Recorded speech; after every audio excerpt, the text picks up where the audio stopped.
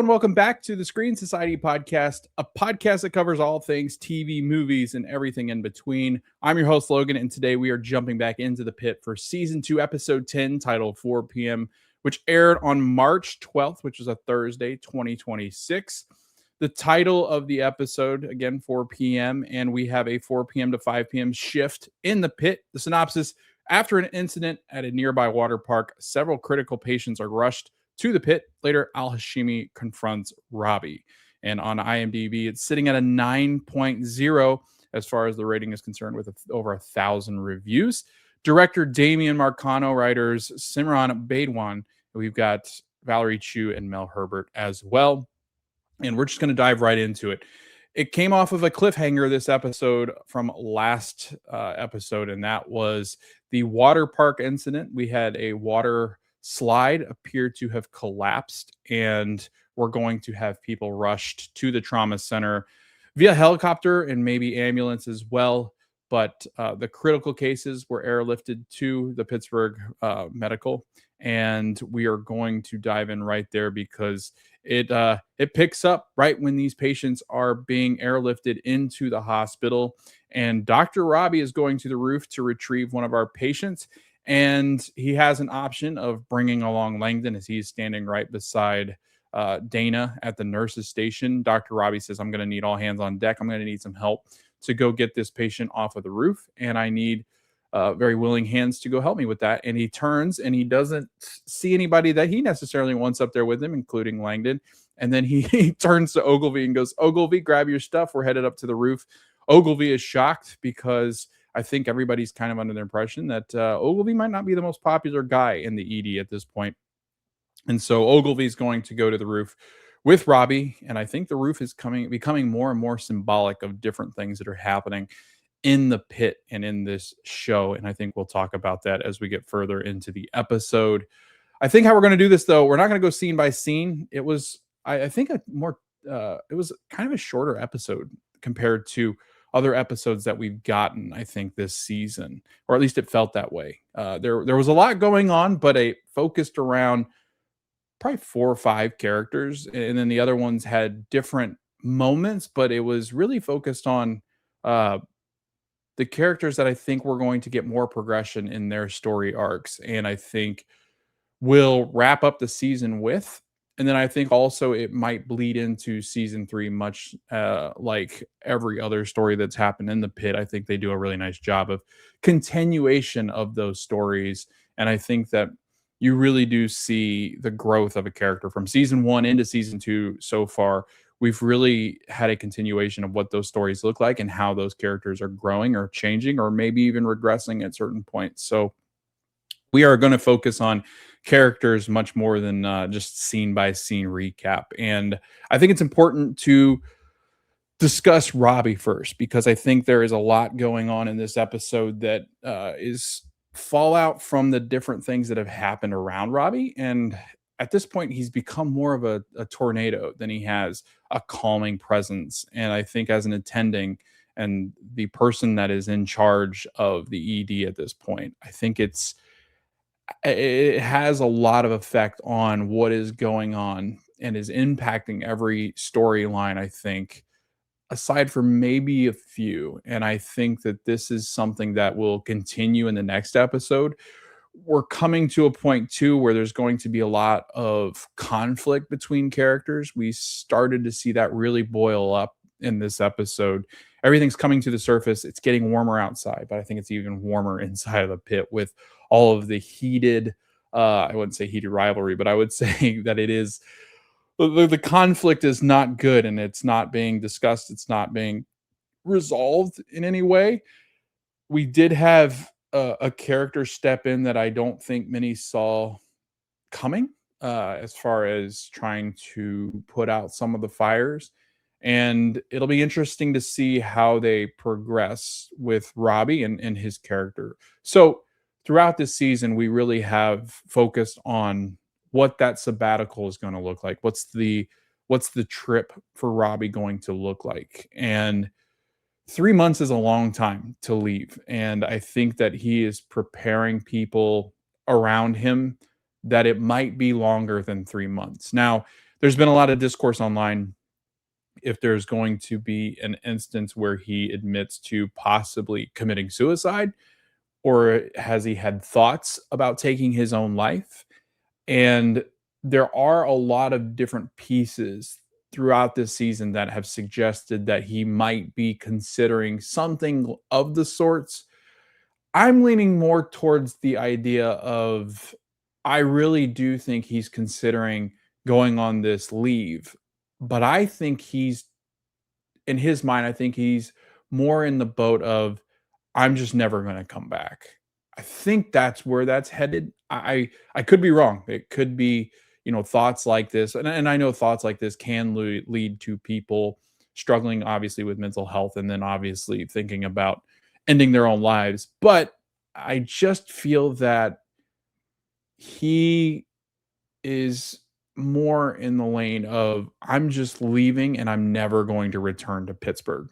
That's that's where I think he's headed. I think that he is looking for a way out, but I don't think that it's in the form of ending his own life. And I know that's a big running discourse throughout the season and has been online. I think it's also to the point where people believe that maybe to end the episode, he's put into a psychiatric hold, or you do have him being observed or watched or monitored in the pit because they're afraid of his mental health.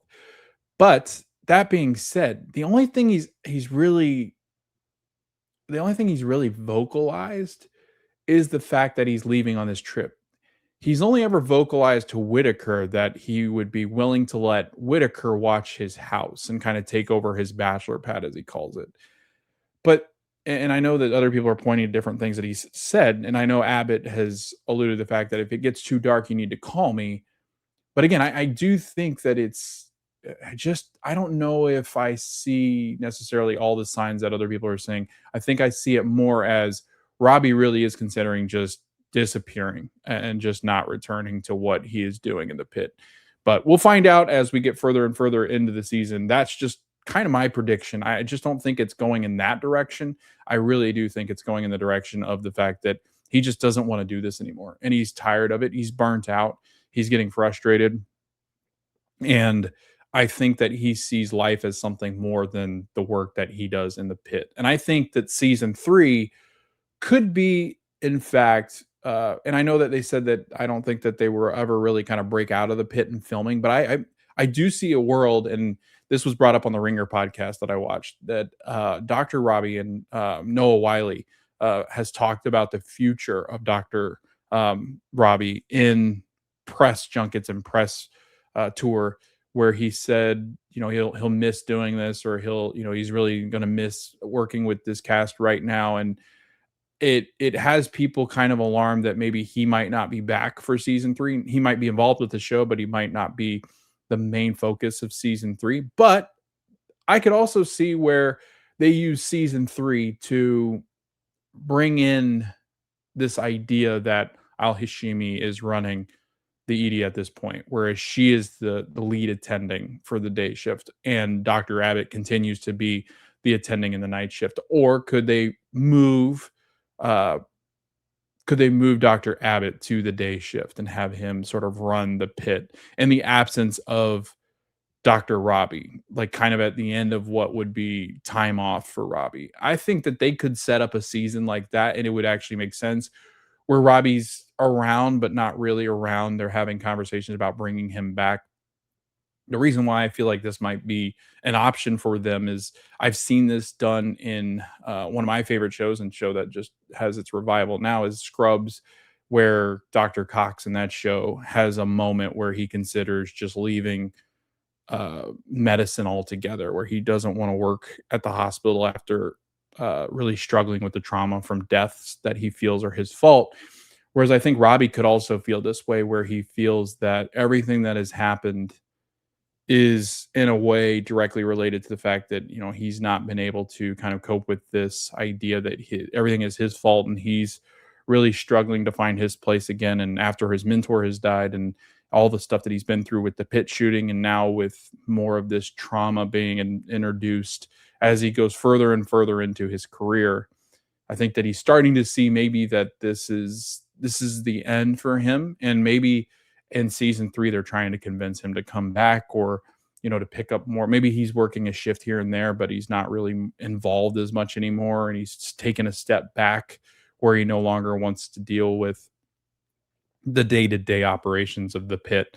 So I'm interested to see what happens with season 3. I think Robby, again in this season, because of this impending doom for him, I guess, because when he does leave, people are afraid that bad things might happen. He might get into this deep depression where he's not really coping with what needs to be dealt with. And I think that's something that has been going on all season, where he's just not been a person that's been very honest with himself, and he's really struggled with the fact that he doesn't know where he is in life, and what he is in life. And I think that that is something he's struggling with, in the identity that he has now. And in this episode, again, he has moments where he gets to points where we've not yet seen Dr. Robby. So as he's dealing with the different things that are happening internally, he's also caring for patients that have now been airlifted into the hospital because of the water slide collapse. And he's still he's still teaching, he's still involved very much with the different people in the ED that he really likes. So for instance, in this episode, he observes an interaction between Dr. Javati and her mother, and her mother is blaming her for the patient that almost lost their life, that was brought upstairs, that she saw, and said that this is all on you. You need to be better than that. And her mother continues to be that helicopter mother who expects too much of her, but also has realistic expectations that she as a woman should not be practicing in the ED, and that she has told her multiple times maybe she's more suited for something that's a little bit of a slower pace as far as medicine's concerned. And Javati has taken offense to that, obviously, because again, Javati is very confident in her abilities and her skills, but her mother is not. And then we've seen her father interact with her, because her father works there as well. And he is much more encouraging, trying to introduce her to different fields that maybe he feels that she might like. And he is much more engaged with what Dr. Javati actually wants. And so you get two different dynamics. And I think that you're starting to see that she is really struggling with what she wants to do. I think also with Dr. Mohan, what she sees herself as. Again, I think a lot of them are going through like these identity crises, where they're just trying to figure out who they are. And Robby is always there to lend a helping hand to most of them, except we do have more interactions, I guess, with Dr. Robby and with Dr. Langdon. We have a confrontation of sorts from Dr. Al-Hashimi with Dr. Robby. And a lot of it is based on the fact that Dr. Robby is more willing to help others and not really himself. And he's not focused on himself. And the identity crisis that he's currently going through is having repercussions on other characters throughout this episode. So he again observes Dr. Javati going through that with her mother. He's like, how can I help her out? Who should I go talk to? And Dana's like, well, both of them. They both need talking to, because that's unacceptable that her mother comes down here every time that she makes a mistake and basically berates her for all the mistakes that she's ever made in her life. And Dr. Robby is like, I need to talk to both of them. And he knows that he needs to talk to both of them. We don't really get that interaction in this episode, but I think that it will come. I think he's always been around to talk to Javati and kind of coach her through different things that are happening. He always is willing to check in with her, and she's admitted to him multiple times that she's not doing well, or that she needs some guidance in certain areas. And she's still young. Remember, she's just celebrating her 21st birthday. So she is still very young, especially for a med student. And there's a lot of expectations around her, because she is the prodigy that her mother truly believes that she is. And I think that she's trying to get her to kind of meet those expectations. And Robby sees it more as it's going to break Javati eventually if the mother continues to be like this with Dr. Javati. So again, Dr. Robby is very empathetic to everybody's situation but his own and Langdon. And it really does cause a lot of issues, and it has caused a lot of issues this season. We flip over to then his interactions with Duke, which is the VIP patient that Dr. Robby has been talking about. I think that he is the one that they're planning on going on the trip together. He keeps talking about this friend and he keeps pushing this back. I can't remember. I think that maybe last episode, maybe that friend had canceled or something like that. So maybe Duke is just the bike mechanic.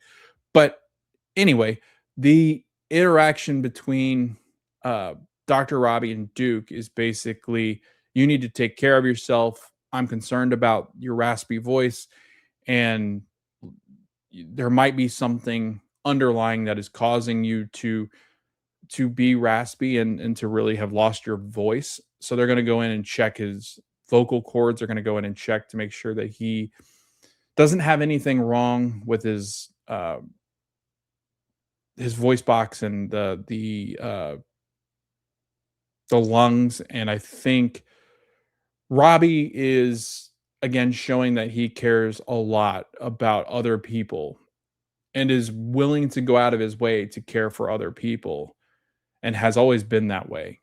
And he doesn't take care of himself. And we've talked about this in multiple episodes where you need to take care of yourself first before you take care of others, because how can you give them honest feedback and advice if you yourself are struggling with similar type of things that they are going through? And I think that is, you know, take what you teach and what you preach and apply it to your own life. And I don't think Robby is doing that very well. And we see that a lot in this episode. Now we have the flip opposite happen. And this one was really interesting. And this is the first time where I really have not liked Dr. Robby a lot. It was a very interesting interaction. I think that it sets up things going forward. And it's with Dr. Mohan. So Dr. Mohan in this episode, we can talk about her here and we'll get back to Robby as well. Dr. Mohan has been getting phone calls from her mother. Her mother's moving out of their childhood or Dr. Mohan's childhood house. And we've gathered that Dr. Mohan's mother has a boyfriend or a husband or spouse partner, and they're having issues moving out of the house. They keep trying to call Mohan and ask her different things about the house and the move and what Dr. Mohan's plans are. Dr. Mohan's trying to apply for fellowships and trying to find a job.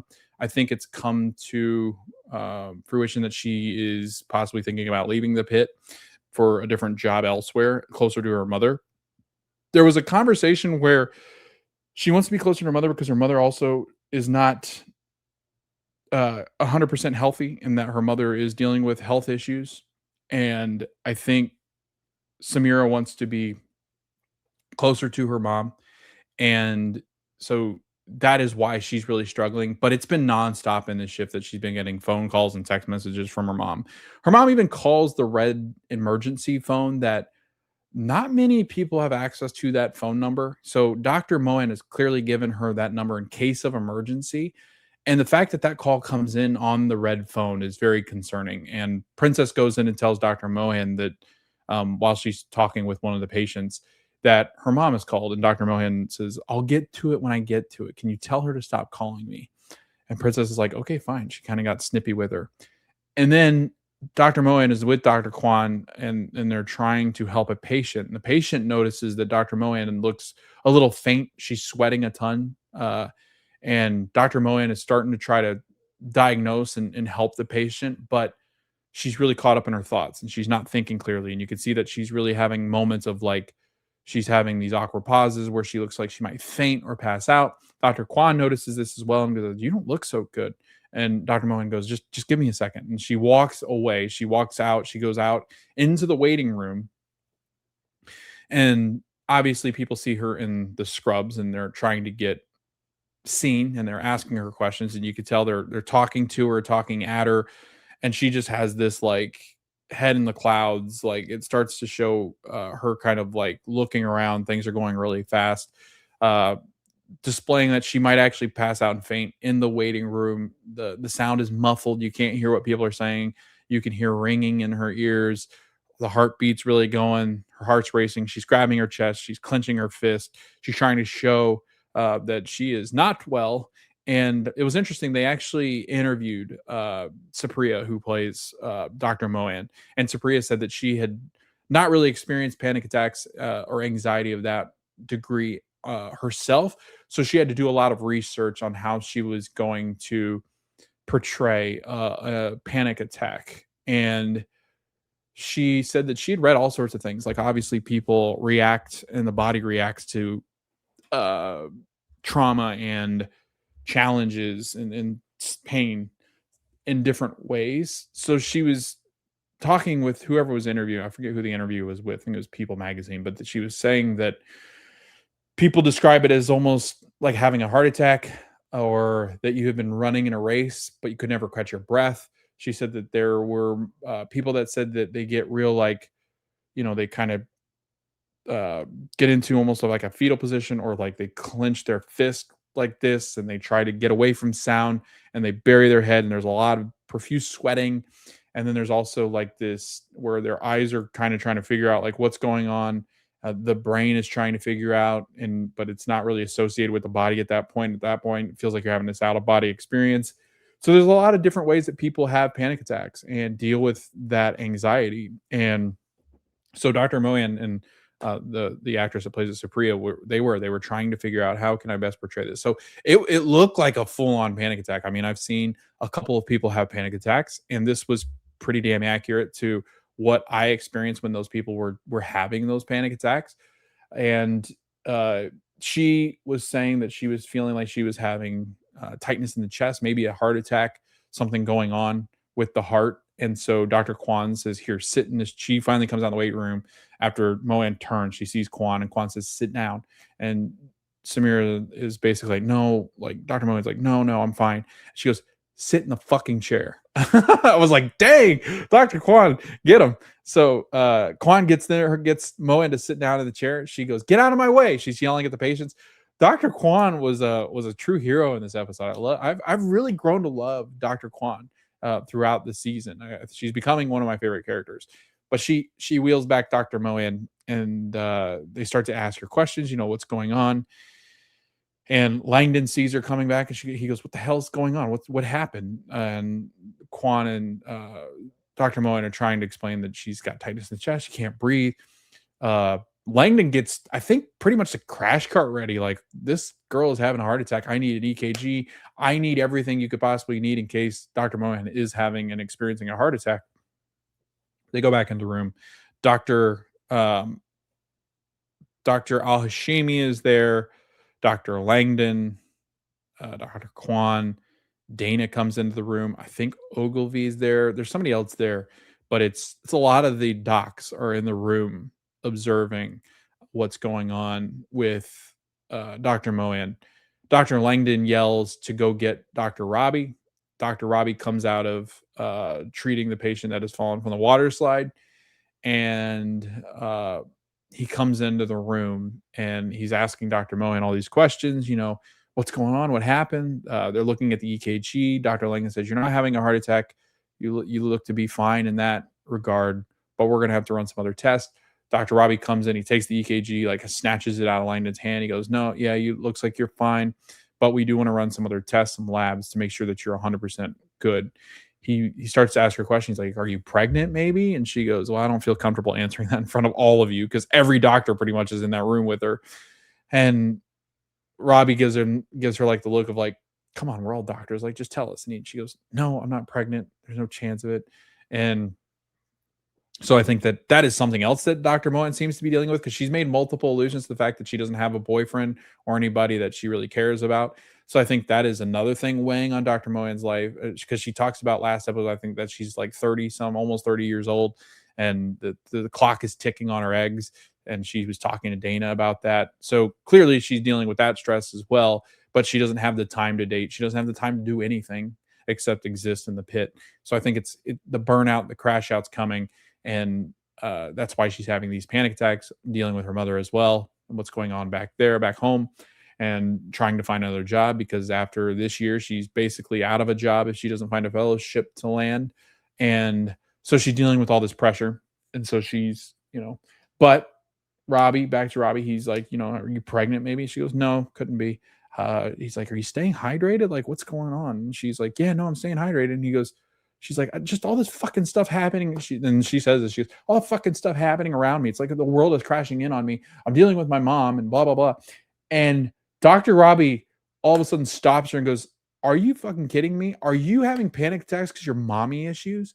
And says it in such a mean tone. It's like, and she goes, she's kind of like, what the hell? And she's like, I mean, yeah, like I'm having panic attacks because of that. And he goes, do you just go home? Like, what do you do? Like, I don't need you on hand. I don't need you to be a liability. Just go home if you're dealing with this shit. You don't have time for this. Like, you need a like basically you need a therapist, not dealing with these issues at work.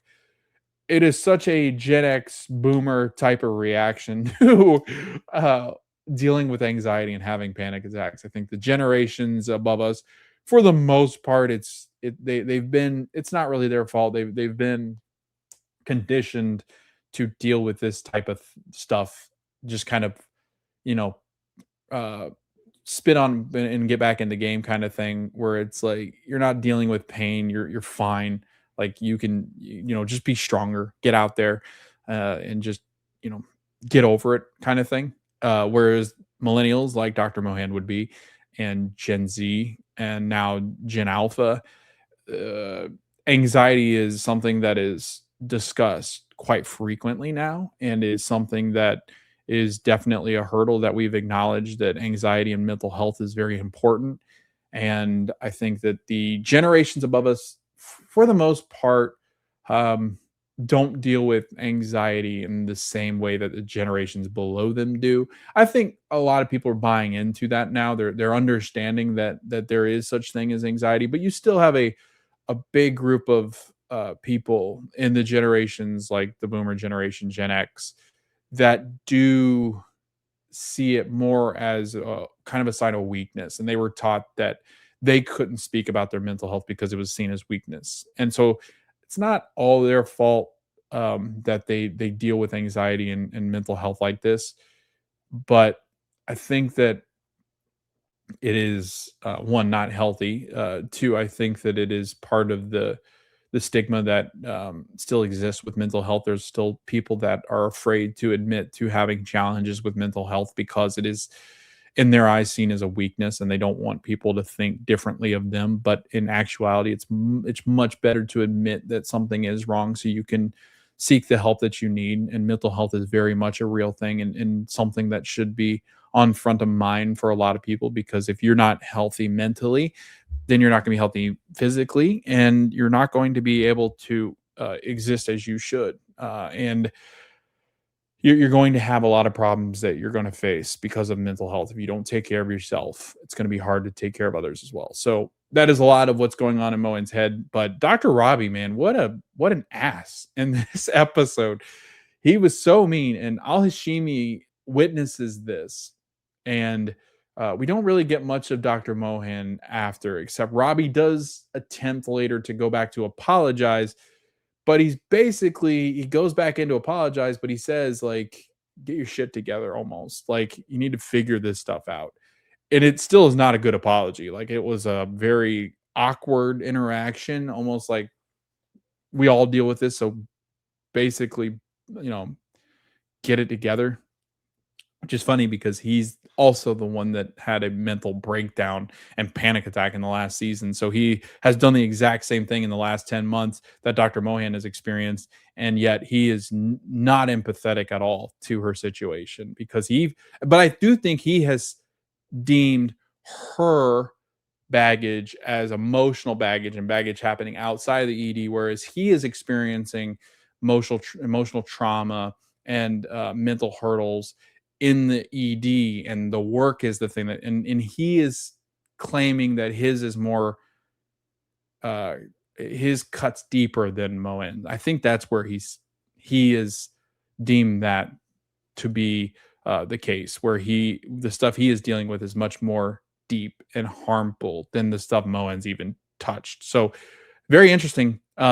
Mental health comes in all different forms. Doesn't matter. Nobody's mental health or nobody's trauma is less than the other just because you deem it so. Just because it seems like it might be more harmful doesn't mean it is. Everybody deals with their own trauma in different ways, and it cuts deeper for some than it does others. And you just never know what people are going through. So you got to be empathetic. And Robby is not that. Robby is awful in this episode. Al Hashimi later confronts him and says, "Can we talk?" And he goes, "We are talking." Again, an asshole.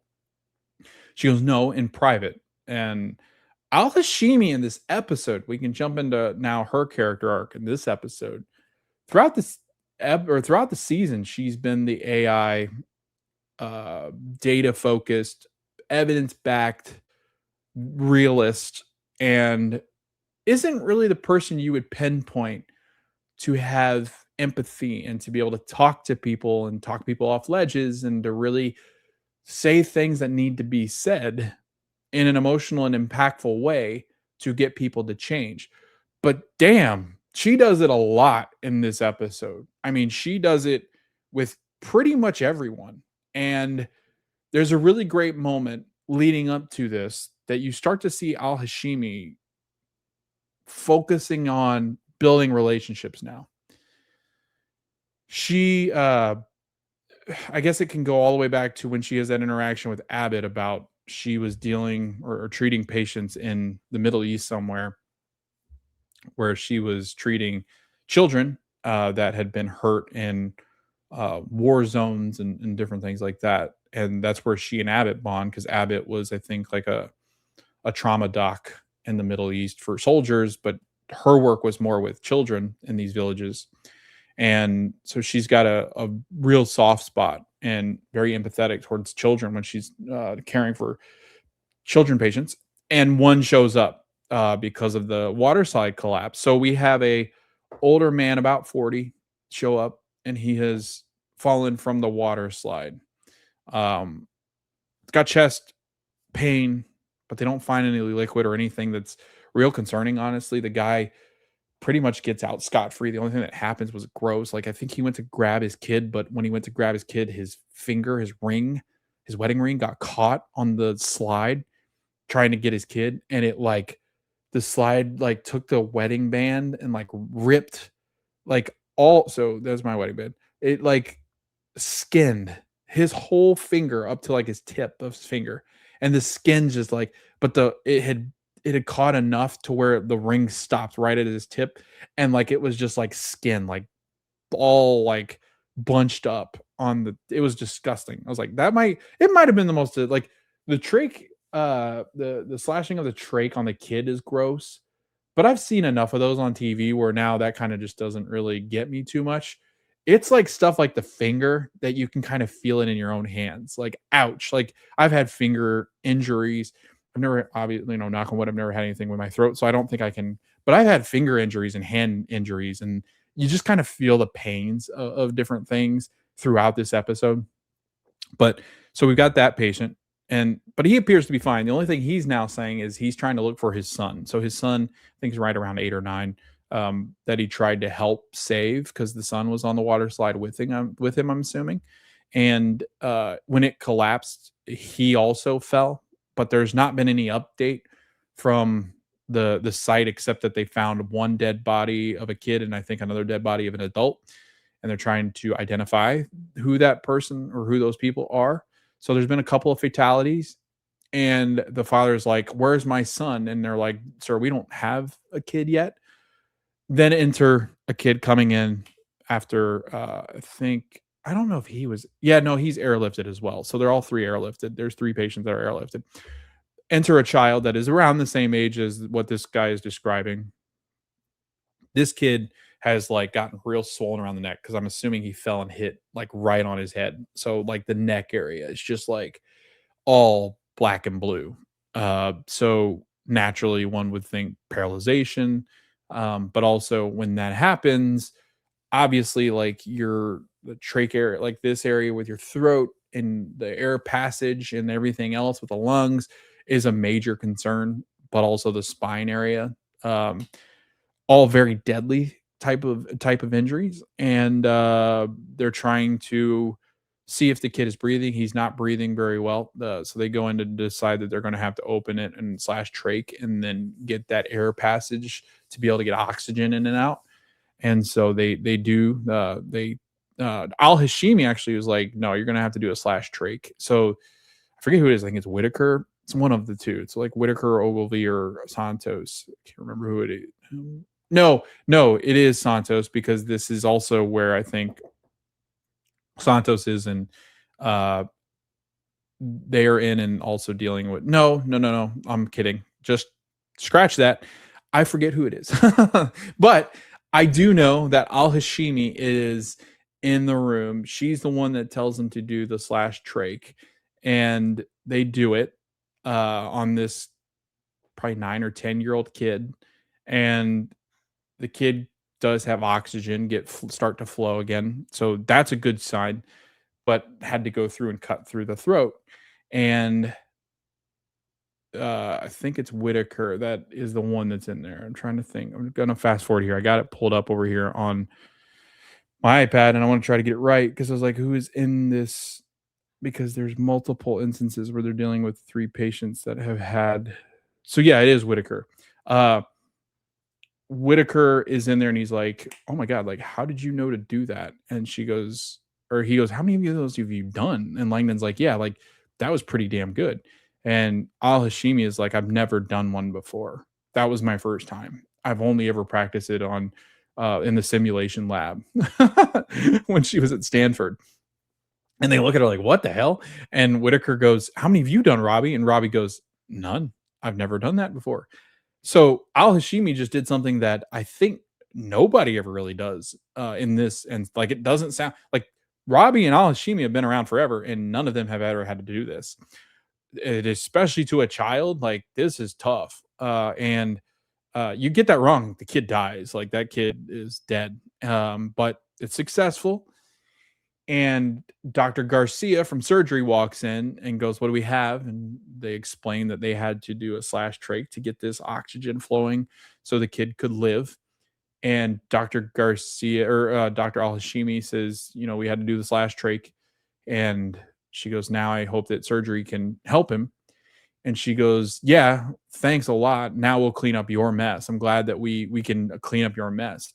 And so we thank you for that. And Dr. Al Hashimi goes, actually, I hope you can come back and thank me for saving this kid's life, because that's what we did.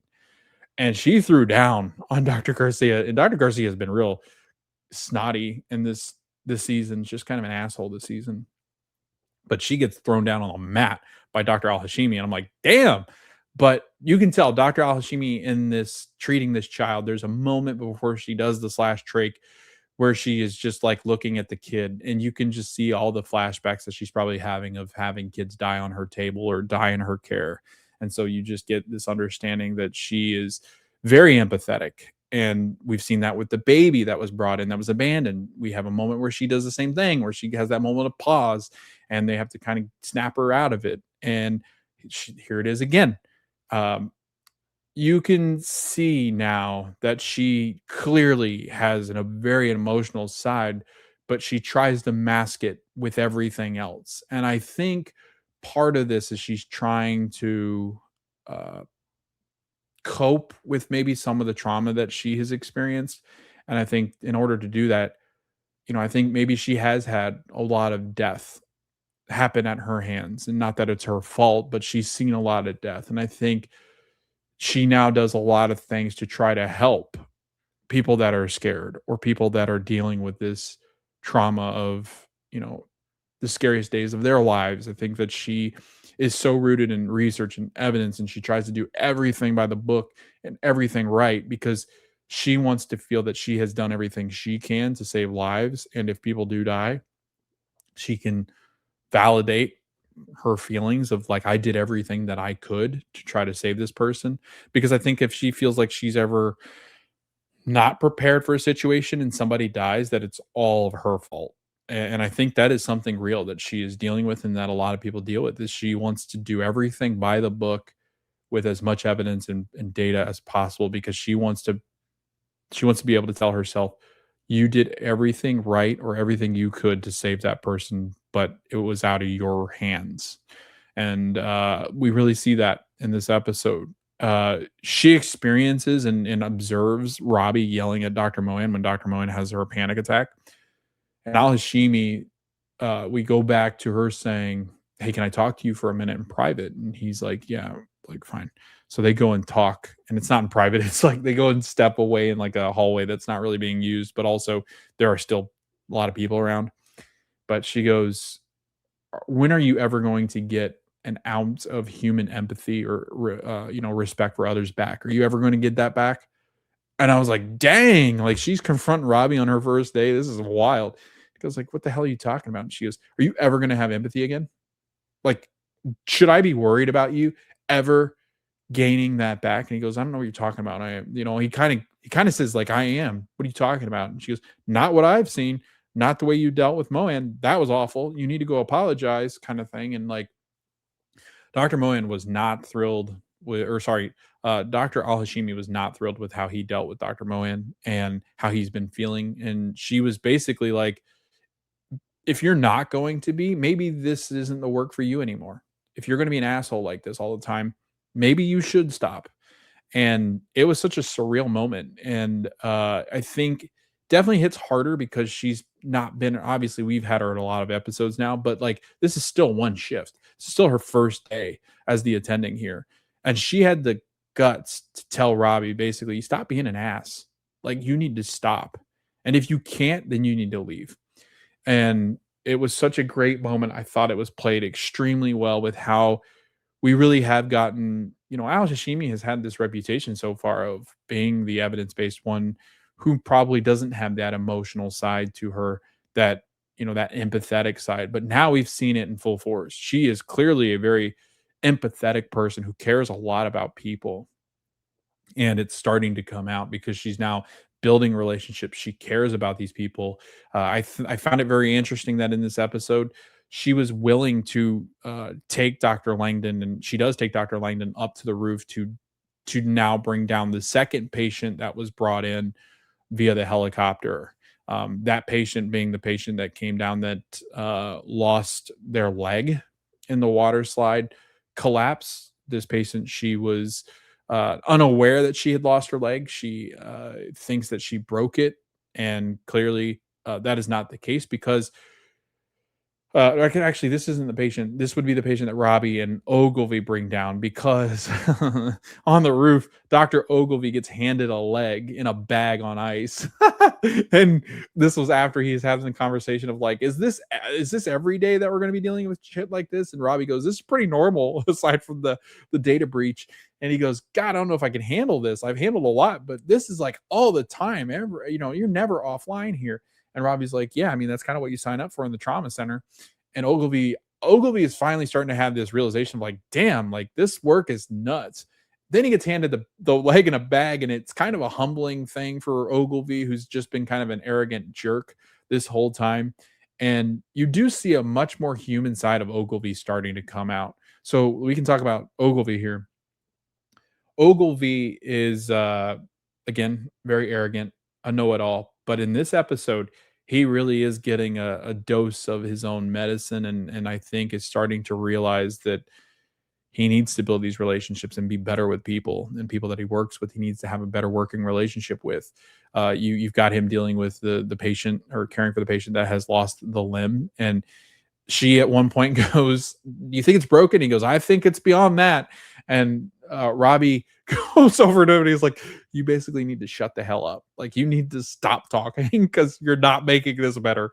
So Robby is now getting to fire at Ogilvy, which I think is going to land a lot better because he's the boss, like he's the big boss, and we've not really had this yet. But now Robbie's like, "Dude, you're an ass," but also Robby, you're kind of an ass too. But yeah, Ogilvy has that moment. With that, the patient that lost her leg, we finally get an orthopedic surgeon to come down, and that orthopedic surgeon is named Dr. Brendan Park, who's played by Lou Ferrigno, who is on 911 something, LA 911 or whatever that show is called. He is got his hair slicked back, and his name's Dr. Park, but they call him Dr. Shark because the dude has jaws, man. The guy has the profile of a shark, like, I was floored by how his profile even looked. He looked like a shark. Like, he looked like how a shark would be, kind of that slick back hair. He had, like, the real pointy kinda, like, face and how a shark would look. He just did. He had, like, a shark-like way about him. You kind of almost heard it was funny, I was listening to The Ringer, like, you could hear Jaws playing in the background as he entered. I was like, "You're not wrong." The guy had a shark-like, presence to him. I don't know, it was very interesting, and he would kind of snap at people. It was very, very interesting how they nicknamed him that, but he fits that profile. And he's, walking around the table, he's looking at the leg to see if they can basically put the leg back on. And he's looking at it, and he asked Ogilvy, like, what's going on. Ogilvy's explaining the process, and he goes, "Do you think I'm blind? I can see what's going on." I didn't need to actually answer that question. Ogilvy's like, yeah, we're starting to do, and then Whitaker's like, "No, like, stop talking. Like, let the shark do what he needs to do." Uh, the shark says that, "Yes, I think we could get this leg back on there and have it as a functioning leg. Like, I think we can save the leg." So he'll book an OR. And as he's walking out, you need to put 3 liters in. And Whitaker's like, 3 liters of saline? He goes, "Yeah, genius. What did you think I was talking about?" And just kind of like that presence, he just kind of had that. And as the shark's walking out, Whitaker turns the doctor around. He goes, I knew he meant saline. I was just and Robby kind of gives him the look of like, "Dude, yeah, don't look at me. Like, that guy's gonna snap my head off too. I don't want to get yelled at." So the shark is this presence of fear. He is a scary dude, but clearly good at what he does. Like, this guy, you can just tell he's got that cockiness and arrogance that this guy knows what he's doing. So he's gonna save this leg. You can just feel it. But just the way that he interacts with with the ED docs was really funny. And I think it's that stereotype that the orthopedic surgeons are kind of those jockey meat cleavers that just, they're very smart and good at what they do, but they're kind of the ones that they like. I guess you could liken them to the fact that maybe they don't have brains like the other docs do, but they're very good at what they do. And there's a reason why they're in those positions, because they have the cockiness, the confidence to be able to perform surgeries like this, where nobody would have the guts to really try this. I mean, 90% of us would look at that situation and go, "Oops, sorry, like, nothing I can do about it. Wipe my hands of it. See you later." But the shark's like, "Hell yeah, we can do this," but kind of an ass. I'm not gonna lie, he was really scary. So we have that patient with the leg that lost the limb, but is getting that limb put back on. We had the old guy, the 40-year-old guy that was looking for his son. They can't find his son. The son is not the kid that comes in. But we've caught up on, I think, on all the water park patients so far. The wife is going to get a call to look for the son, but I guess the police had called the ED and said that they were going to identify a dead body or two, one being a kid, one being an adult that they know so far. So I really do feel like this kid has died in this water slide collapse. Like, the kid's father, I don't know what's going to happen. Like, he pretty much checked out fine except for the finger, but I'm afraid that maybe they lost this kid, or this kid's going to come in the next episode. But, like, I've got a real bad feeling that maybe this kid has died in that water slide collapse, and we're going to have to deal with the emotional trauma of that guy figuring out that his son didn't make it. Something's going to happen. Something's going to happen. Maybe the wife comes in. I don't know. But I don't feel like we're done with that storyline yet, obviously. So those are the 3 patients that they really care for in this episode. And really the only other patient I think that we get is Roxy, our patient that, again, was at end of life, was dealing with, I think, lung cancer. I think we finally figured out. She's at end of life. The death doula is there. Her family's there. Her parents are there. Her husband, her 2 kids have come in. The one kid, we get a really sad scene of her talking to him and basically like, "I don't want you to die, Mom. Like, I don't want you to go.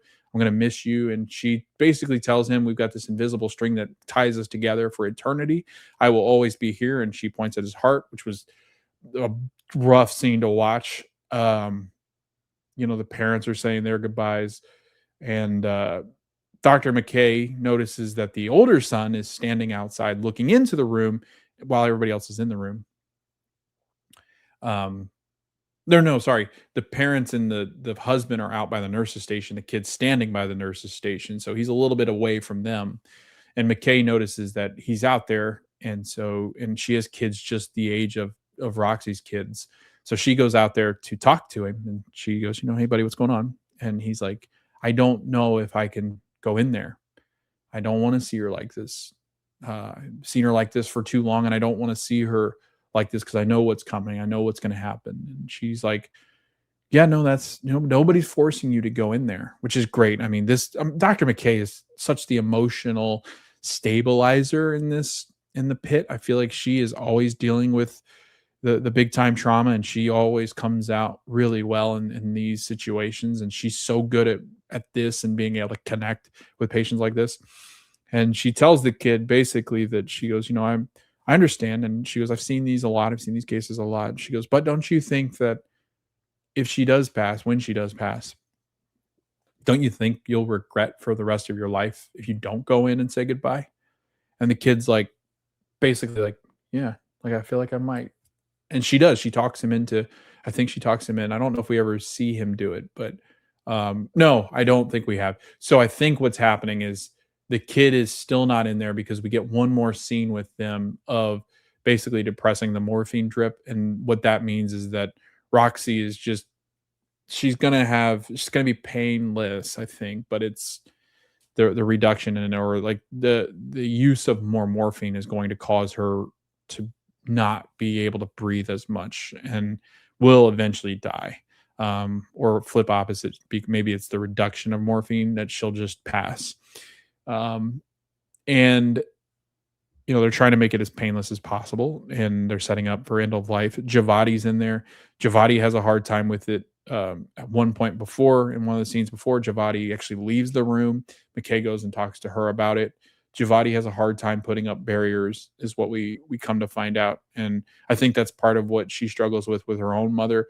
I think she also sees that here's a mother that cares so deeply for her kids. Here's a dad that cares so deeply for his kids. She wished she had that. And definitely the mother side of things, I think she sees this as like, I'm going to go throughout my life with my mother always being the helicopter, kind of a jerk to me. We never really shared this bond. And I think Javadi's seeing it as like, I'll never have this with my mom. And I'll never have the love and care that this mother has for her kids as she's dying here. Like when my mom dies, like I'll never have that. I will never have had that bond with her. So I think that's what Javadi's really seeing in this patient. I think that's why she's used helping McKay, is that she, it's kind of that parallel. But in the end scene, Dr. Javadi's crying, and McKay is very emotional. You can tell she's looking at Roxy like, you got this, like, trying to ease her into end of life and death. And McKay is such a good moment. She doesn't say anything. She just kind of looks at her like, you got this. And so then McKay starts to do the morphine drip, and she's like, your heart's going to come to almost a rest. Your breathing is, is going to, you're going to get less and less of a breath. And eventually, she's basically saying, eventually you will pass. But we're going to try to make it as painless as possible. And the older kid is not in the room, I don't think. So I think next episode we might open up with the older kid coming into the room to say goodbye. And I'm really interested to see what that's going to look like if McKay and Javadi stick around. Typically that doesn't happen. Typically the docs will excuse themselves. But I'll be interested to see what happens. And Roxy, I imagine by next episode, will have passed. So really, I mean, those are the four. I don't think we really. I mean, we get updates on the other patients because they go to the board and they're all talking about like what's happening. Louis is still there, and he has not gotten taken away by the coroner. And Langdon even offers to pay for his funeral at one point, and Dana's like, "Have you run that by the wifey yet? Like, you can't just pay for this random guy's funeral, this patient." And again, setting up boundaries. It's very important to have those, but everybody seems to be knocking them through. And there's some real issues there. But yeah, it sounds like Roxy will no longer be a patient after next episode, because it looks like she's at end of life, which is really sad. It was such a great storyline. Just her feeling like she was a burden to her family when that's never going to be the case when somebody is in hospice or end of life care. I think they feel like they are a burden, but it's really, I mean, it's just, it's life, and it's stuff that you have to go through. Um, but I think it's helpful for the family to continue to be around, to be there till the end, because I think otherwise they feel that they didn't do enough towards the end or get to say their goodbyes. So that's what's going on there. There's so much in this episode, and very quickly jumping around a lot. So I'm trying to cover all my bases. Dr. King, Rebecca is still in the hospital. Dr. King, Mel comes down from her deposition. I guess they were really awful to her. And I'm assuming what they're alluding to here is the fact that they picked on the fact that she was autistic or probably on the spectrum. And they went after her like a shark and tried to rip her through because they're trying to get as much money as possible. The doctors are protected from a lot of these instances because most of the time there's not malpractice. It's just somebody trying to get a quick buck. And these people are clearly trying to get money. Mel did everything right. They did everything right.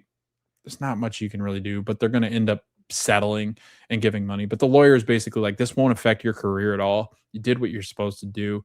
That's life. Like, this is what happens. It's probably going to happen again, but you've got nothing to worry about. So Mel's off the hook, but she then has to deal with the fact that Rebecca's still there, her sister. She goes in to see Becca, and Dr. Langdon has refused to tell Mel what's going on with Rebecca because of HIPAA. And it's true, you can't tell anybody what's going on. So Mel goes in and goes, Dr. Langdon said, you're sick. What's going on? And Rebecca doesn't really want to say. And Rebecca goes, you didn't tell her? And Langdon's like, nope. So Rebecca, I think, was kind of litmus testing Langdon here. Like, are you going to tell my sister what's going on? And he didn't. Good for Langdon. Like, we love Langdon. And Rebecca's very happy that he didn't say it, because then she ends up telling Mel. Mel's like, you get to UTI from not going to the bathroom when you need to go, or holding it for too long, or, things happen. And Becca's like, or you can get it from having sex. Dr. Langdon told me that. And Mel's like, yeah, but like, you're not having sex. And then it dawns on Mel, she's having sex. Becca's having sex with her boyfriend. And I'm assuming probably a virgin, or had never talked to Mel about having sex. And Mel is floored. Mel's like, you're having sex? Like, my little sister is having sex? Like, what in the hell is going on? It was such a good moment. It was funny because the way Becca tells Mel, and you can just tell it absolutely knocks Mel under her butt. It's very funny. It's a very funny, but also very good, cute moment. Just the way that Becca tells Mel, and I think Mel's happy for her, but also, I think Mel here realizes that Becca is a grown up, that she is an adult, and that she makes decisions like this, and kind of taking the training wheels off a little bit here. I think Mel has always been very in control of what her sister does and the care that she receives. And Mel feels a little bit out of control in this one. And Mel doesn't do well with that because I think as somebody that is also on the spectrum, I don't think she quite understands how to deal or cope with that, about losing some of that control. So I think that it will have some repercussions going forward, but it was an interesting way that they tackled that, and how Mel is going to have to come off of that deal with her sister now. Who else? Dr. Langdon in this episode. We get him trying to still do his job as effectively as possible. Al-Hashimi now seems to have taken him in, and Al-Hashimi is reintroducing him back to the team. But the team is very accepting. The only people that have a problem with Langdon right now are Santos and Robby. And Al-Hashimi, Santos, Garcia, and Langdon are treating the patient that is the guy looking for his son. And as they're treating him, Dr. Langdon's asking questions to Dr. Santos, why are you doing this? What are you doing here? Because he's still her superior. He's still her boss in a way. And he's still teaching her. She's still the student. And he's it's a teaching hospital. So he's asking her, what are these steps look like? And she's like, why are you asking me? This is like med student questions. Stop asking me questions. Alishimi goes, no, this is a teaching hospital. He will continue to ask you questions. He's supposed to. That is what his job is.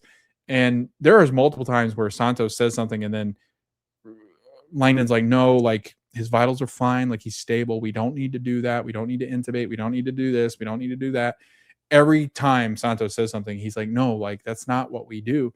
And Al-Hashimi backs him up every single time. Like, yes, Santos, like stop. Basically, like stop. Like you are only suggesting these things because it contradicts what Langdon is saying. So Santos is clearly still has an issue because we later find out in a really great interaction with Garcia and Santos in the stairwell. Santos goes, what's wrong? Where do we stand? What is our relationship? What are we? And Garcia says, if you're looking for somebody to talk you through this Langdon stuff, that's not me. I'm the eat ramen in bed and have sex with you. And that's all this is supposed to be. Emotional attachment is not what I'm here for. And this crap with Langdon, I'm not here to be your therapist, which I mean, Garcia is still being kind of an asshole, but but Santos is like, she's trying to tell Garcia that over the last 10 months, she's been in exile. Like she's been a pariah. And basically she has been the fall person for Langdon not being there. People are pissed at Santos because Langdon was dismissed for 10 months. They all love Langdon, and they basically made Dr. Santos an outcast because she told on Langdon and got him sent off.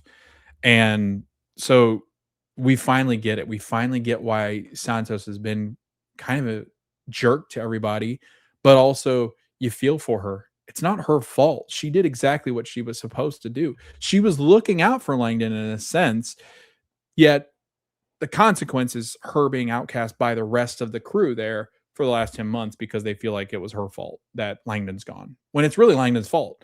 So that's where we finally pick up where that relationship is. And I guess I'd never really considered that leading up to this episode until she admitted it to Garcia. But again, Dr. Santos throughout this whole thing is having to work with Langdon, and she just doesn't work well with Langdon because of their issues. So there's definitely coming of head here. They're going to have their moment.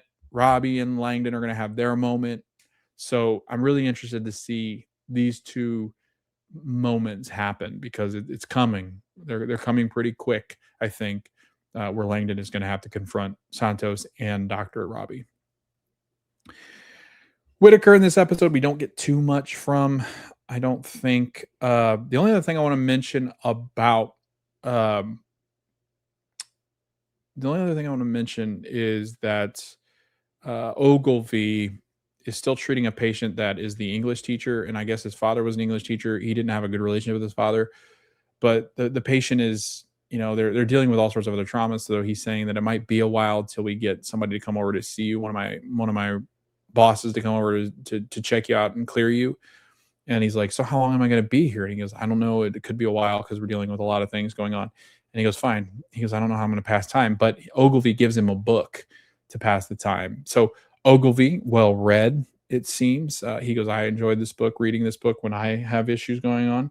But I think Ogilvy is talking to this guy almost like it's his, like he sees a lot of similarities to his father. So it's very interesting, that dynamic. I think we're going to get a lot of Ogilvy coming up to where he has interactions with this patient that he reminds him of his father, who was very absent in his life, it seems. But this guy seems willing to connect with Ogilvy, which is very interesting to me.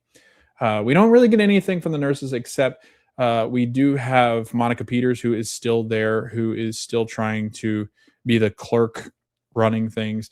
She has a nicotine addiction. She needs cigarettes, and so does Dana, but they can't. So they have to have nicotine gum, and Mohan signs for a prescription, and then Javadi brings the prescription over, and she gives the nicotine patches and the gum to Dana, and then Dana passes them to Monica, and she goes, isn't that insurance fraud? And then Dana goes, arrest me. I need a break anyway. Like, who's going to tell on me?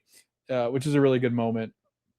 But yeah, Monica and Dana are clearly overwhelmed. They actually employ the help of the volunteers at the hospital to run labs and different things. So it is still crazy busy in the pit, and we still have a lot of fallout from that. No Dr. Abbott. Dr. Abbott's taking a nap, ready for his night shift, so we don't get him in this episode, but I'm sure he's going to return relatively soon.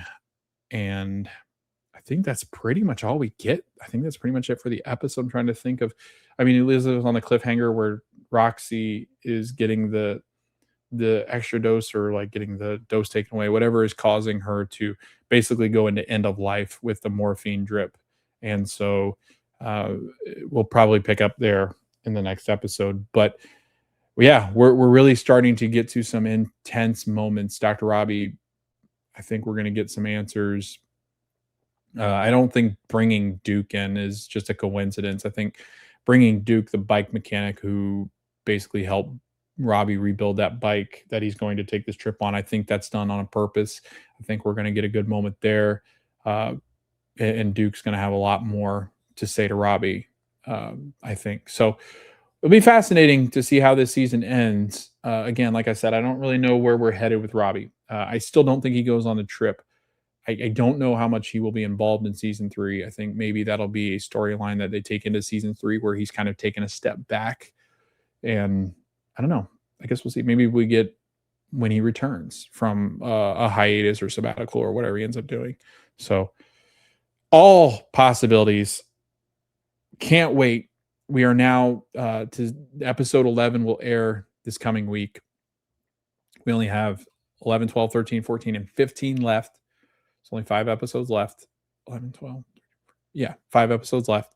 And we have a lot to wrap up, but also a lot that can continue on into next season, as we will be getting season 3. So thanks for listening. Thanks for watching. If you got this far in the episode, I've really enjoyed the Pitt season 2. Again, I think it's just as good as season 1 and still the best, I think the best TV show on currently on any streaming platform.